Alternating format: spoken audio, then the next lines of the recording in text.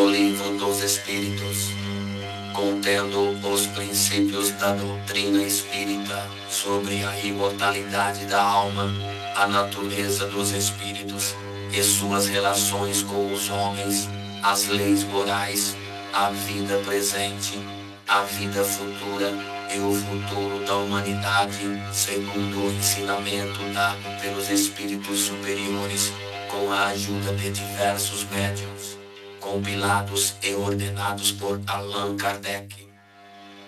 Leitura integral da edição de número 179 impressa, publicada em português pela ID Editora.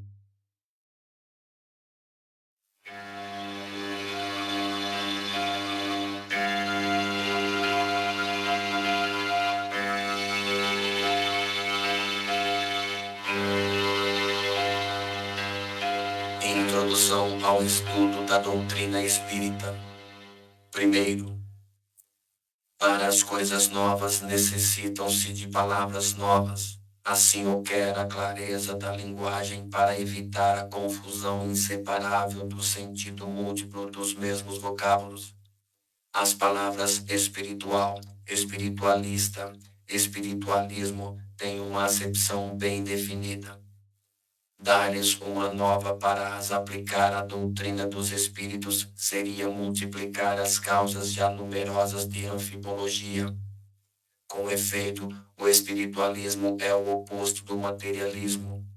Quem crê haver em si outra coisa que a matéria é espiritualista, mas não se segue daí que crê na existência dos espíritos ou em suas comunicações com o mundo visível. Em lugar das palavras espiritual, espiritualismo, empregamos para designar esta última crença as de espírita e de espiritismo, das quais a forma lembra a origem e o sentido radical, e que, por isso mesmo, têm a vantagem de ser perfeitamente inteligíveis, reservando à palavra espiritualismo a sua acepção própria. Diremos, pois, que a doutrina espírita ou o espiritismo tem por princípios as relações do mundo material com os espíritos ou os seres do mundo invisível. Os adeptos do espiritismo serão os espíritas ou, se o quiserem, os espiritistas. Como especialidade, o Livro dos Espíritos contém a doutrina espírita. Como generalidade, ele se prende à doutrina espiritualista, a qual apresenta uma das fases. Tal a razão por que traz no seu cabeçalho as palavras filosofia espiritualista. Segundo, há um outro termo sobre o qual importa igualmente se entender, porque é uma das chaves de abóboda de toda a doutrina moral, e que é objeto de numerosas controvérsias, por falta de uma acepção bem determinada. É a palavra alma. A divergência de opiniões sobre a natureza da alma vem da aplicação particular que cada um faz dessa palavra. Uma língua perfeita, em que cada ideia teria sua representação por um termo próprio, evitaria discussões. Com uma palavra para cada coisa, todo mundo se entenderia. Segundo alguns, a alma é o princípio da vida material orgânica.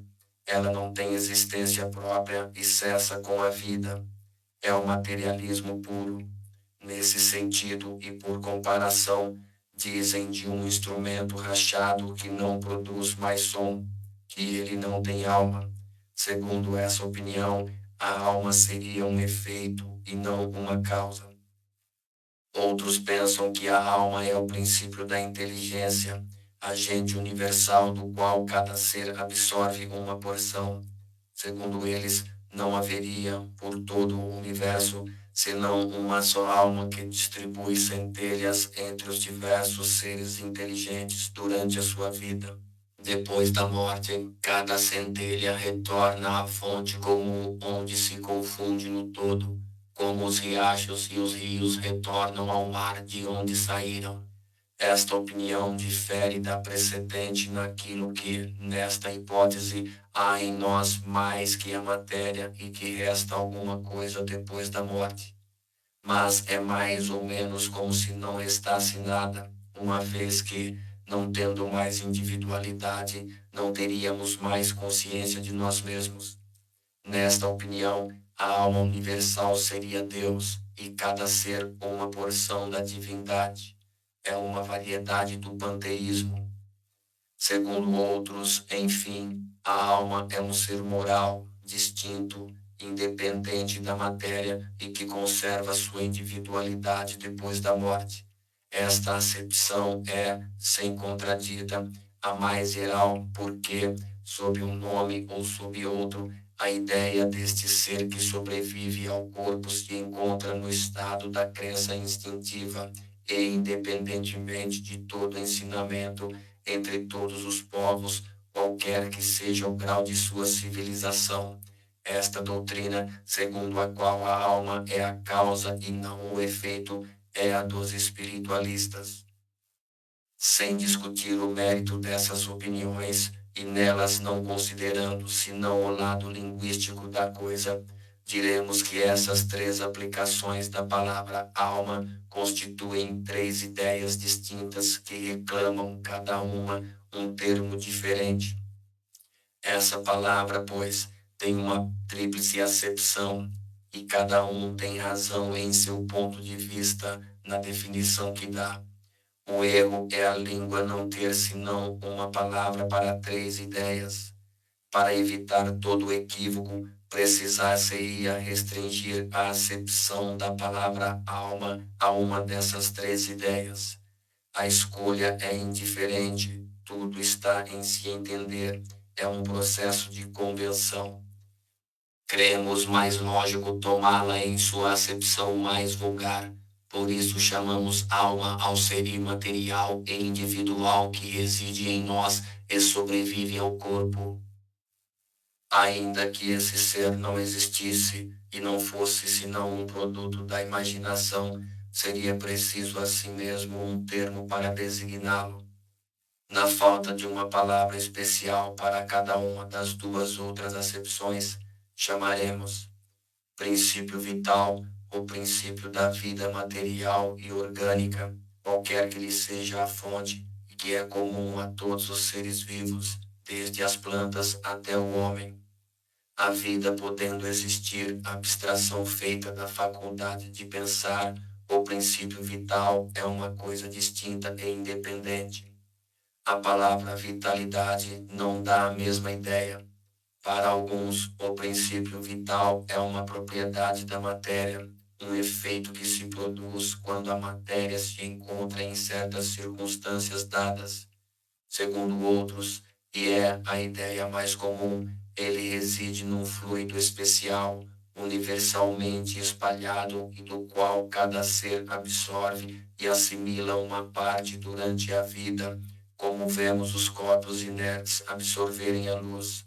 Esse seria, então, o fluido vital, que, segundo certas opiniões, não seria outro que o fluido elétrico animalizado, designado também sob os nomes de fluido magnético, fluido nervoso, etc. Seja como for, há um fato que não se poderia contestar, porque é resultado da observação, e é que os seres orgânicos têm em si uma força íntima que produz o fenômeno da vida, tanto que essa força existe, que a vida material é comum a todos os seres orgânicos e que ela é independente da inteligência e do pensamento, que a inteligência e o pensamento são faculdades próprias de certas espécies orgânicas, enfim que, entre as espécies orgânicas dotadas de inteligência e de pensamento, há uma dotada de um senso moral especial que lhe dá uma incontestável superioridade sobre as outras e que é a espécie humana. Concebe-se que, com um significado múltiplo, a alma não exclui nem o materialismo, nem o panteísmo. O próprio espiritualista pode muito bem entender a alma segundo uma ou outra das duas primeiras definições, sem prejuízo do ser imaterial distinto ao qual, então, ele dará um nome qualquer. Assim, essa palavra não representa uma opinião. É um proteu que cada um acomoda à sua maneira, daí a fonte de tantas disputas intermináveis. Evitar seria igualmente a confusão, servindo-se da palavra alma nos três casos, juntando-lhe um qualificativo que especificasse o ponto de vista sob o qual a consideramos ou a aplicação que dela se faz. Seria então uma palavra genérica representando ao mesmo tempo o princípio da vida material, da inteligência e do senso moral, e que se distinguiria por um atributo, como o gás, por exemplo, que se distingue juntando-lhe as palavras hidrogênio, oxigênio ou azoto. Poder-se-ia então dizer, e talvez fosse o melhor, a alma vital para o princípio da vida material, a alma intelectual para o princípio da inteligência e a alma espírita para o princípio da nossa individualidade depois da morte. Como se vê, tudo isso é uma questão de palavras, mas uma questão muito importante para se entender. Segundo isso, a alma vital seria comum a todos os seres orgânicos, plantas, animais e homens. A alma intelectual seria a própria dos animais e homens, e a alma espírita pertenceria somente ao homem. Acreditamos dever insistir tanto mais sobre essas explicações quanto a doutrina espírita repousa naturalmente sobre a existência em nós de um ser independente da matéria e sobrevivente ao corpo.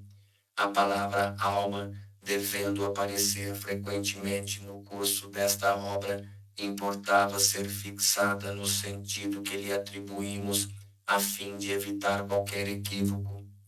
Vamos agora ao objeto principal desta instrução preliminar.